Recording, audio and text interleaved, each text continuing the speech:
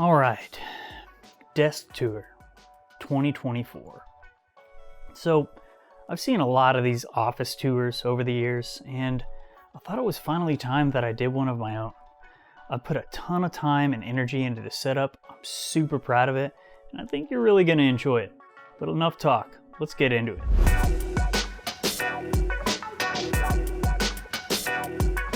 I found this guy a few months ago on Amazon, and I have been in love with it ever since. The three things I like most are that it has plenty of space, a monitor stand that extends the entire length of the desk, and it has super accessible power outlets with 4 electrical outlets and 2 USB ports.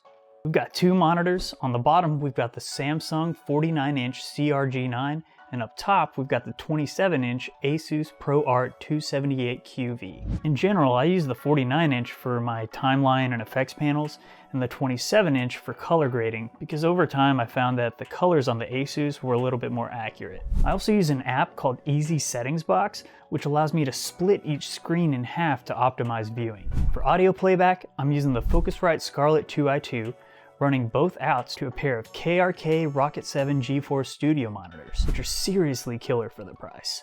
I like the convenience of being able to turn the volume up and down using the knob on the interface. Since this rig is at my house, most of the time I'm working with a pair of DT770 closed-back headphones, but anytime I'm mixing audio for music projects, and especially during the mastering process, I'm frequently switching back and forth between headphones and speakers. I also use an app called Audio Switcher that allows me to switch between headphones and speakers with a simple shortcut, such as Control-1 for headphones and Control-2 for speakers. For audio recording, I use the Rode NT1 cardioid condenser mic, which runs into the Focusrite Scarlett via XLR. I like using the NT1 for Zoom calls and meetings for the most part, but for tutorials and videos like this, most of the time I'll just pull out the Tascam 10 RDL because it's a little bit more out of the way. When I'm doing Zoom calls frequently, I'll have one of my A6600 set up, which I can use as a webcam.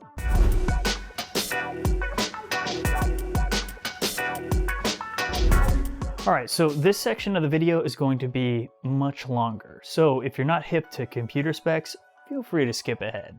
Now, the powerhouse of any video editing workstation is obviously the computer, and the powerhouse of any computer is the CPU, or processor. In this build, we've got a Ryzen Threadripper 3rd Gen 3960X CPU with 24 cores and 48 threads, which, if you don't know anything about computers, basically translates to hella fast. Right now, I've got it running through an MSI TRX40 motherboard, which I seriously love.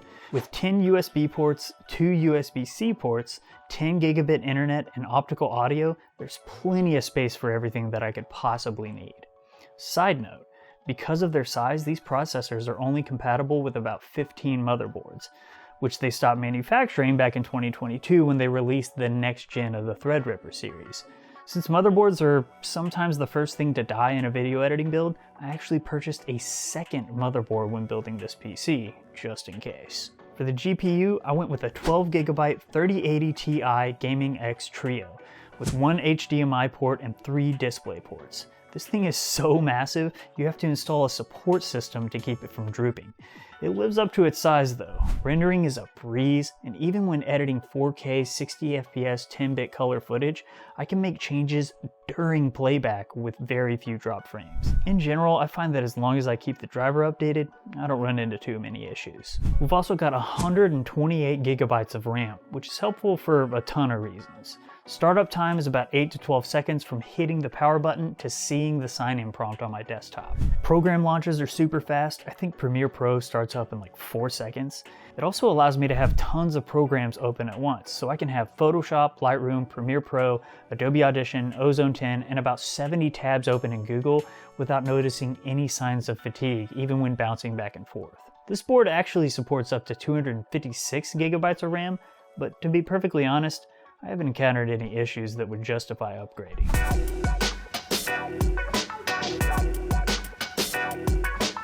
So I think there are 2 goals to be met with hard drives: speed and storage space. In general, hard drives can be split into 2 categories. You've got internal and external. Internal drives are connected via a SATA cable, and external drives are connected via USB. The data transfer rate of SATA is faster than USB, making internal drives much more preferable for video editing work. However, there's another type of internal drive that's faster than SATA, known as NVMe, which makes direct contact with the motherboard, eliminating the need for a cable connection at all. In general, the closer the drive is to the motherboard, the faster the transfer speeds are going to be.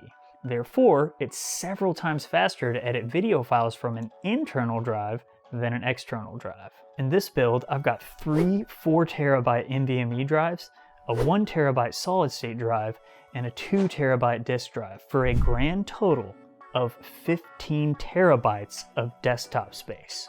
This allows me to edit everything straight from the desktop and even leave them there for several months after they're completed in case I need to reference them for marketing materials, making changes, etc. After a few months, I'll move those files onto these lacy 5TB external hard drives where they'll stay for the rest of eternity. I have a mix of both, but I prefer the rugged USB-C version over the USB 3.0 because it's much faster. Obviously, a computer of this magnitude generates a ton of heat. So to keep the temps down, I went with the NZXT Kraken X63 and 3 RGB 120mm fans. Most people who know a lot about PCs give me crap for putting the 3 fans at the bottom of the case, but when you check out these idle temps, there's not much that can be improved. No matter how hard I push this thing, the GPU and CPU rarely get over 70 degrees. I also dig this combo because I can change both the radiator fans and the bottom 3 fans using the NZXT app. I mean, let's face it, if you're investing $10K into a computer, might as well look cool too, right? Finally, housing the contents of this build is the Meshify 2 mid-tower ATX case. The cable organization options in this thing are insane, airflow is incredible, and the filters on it doing an amazing job keeping dust out. Every month I unplug this thing and dust it out with this DataVac computer cleaner, and I'm consistently blown away by how little dust collects inside this thing, especially considering how much I'm using it.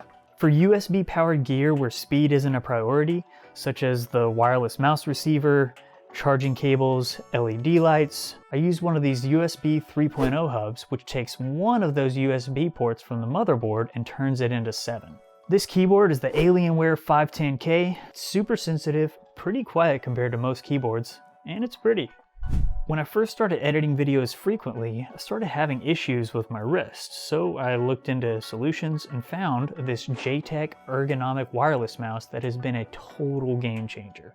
And yes, if I edit for like 8 hours straight, yeah, my hand still hurts, but I'd say it's about 90% better just from this simple change. It also holds a charge for like several weeks at a time, even when I'm at the computer for hours every day. So if you're having trouble with your wrist, get one of these. The tube lights you see in the back are the Nanlite PavoTube T87X RGB. I use these for a ton of other applications, but when I'm not using them in the field, I use them to add a little bit more vibrance to my setup.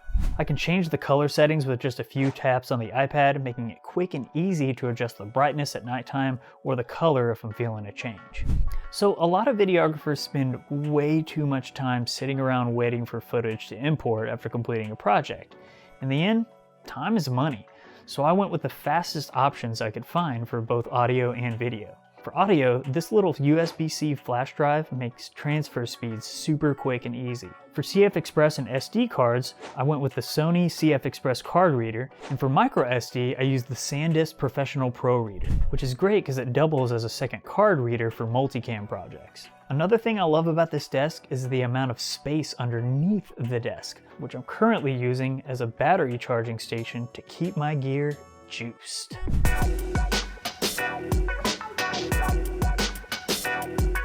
Let's talk about programs. I'm currently running Windows 10, and before you ask, no, I don't have any intention of upgrading to Windows 11. See, the thing is, when you work with as many programs as I do, once you find a version that works for you, you keep it as long as possible.